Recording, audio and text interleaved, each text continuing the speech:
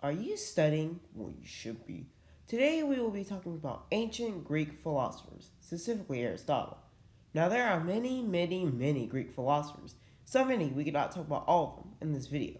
But we've narrowed it down to one man who has made a great impact on our world today. And that person is, as already stated, Aristotle.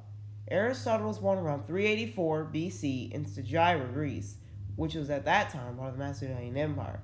His parents died when he was young, and when he turned 17, he enrolled in Plato's academy.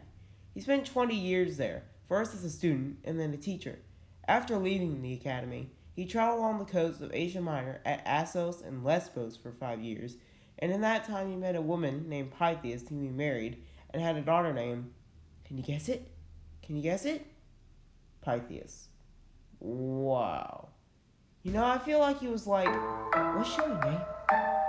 Lila? How about Pythias? Wow, you are so boring. Why? Well...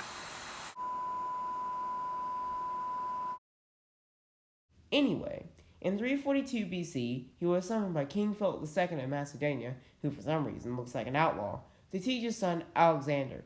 You know, Alexander the Great, the leader of one of the greatest empires in history, the Alexander? But that's a story for another time. In 335 BC, he rented space in the Lyceum, a former wrestling school. Oh gosh, I don't even imagine how that place smelled. Where he wrote about 200 works, but only 31 survive. But if you're a person like... I love to learn! 15%. They can be grouped into 4 categories. The Organon, a toolkit for scientific and philosophical investigation, theoretical works such as Parts of Animals, practical works such as Nicomachean Ethics, and rhetoric and poems. After Alexander the Great's death, public opinion turned sour against the Macedonians, and this forced Aristotle away from Athens. Because remember, Aristotle was born in Macedonia. He was forced north of Athens, where he died in 322 BC of a digestive complaint.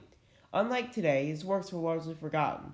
The historian Strabo said that his works were stored in a moldy cellar. His works were studied by Islamic scholars, and they were eventually brought to the West. By the way, in the last year of his Aristotle had an affair with his slave Herpulus, whom he had a son, and he named him Nicomachus. That's strange. That seems awfully familiar. Geez, Aristotle. So what do we learn, kids? We learned that Aristotle was a great philosopher, he was the tutor of Alexander the Great, and he was, of course, a terrible gamer.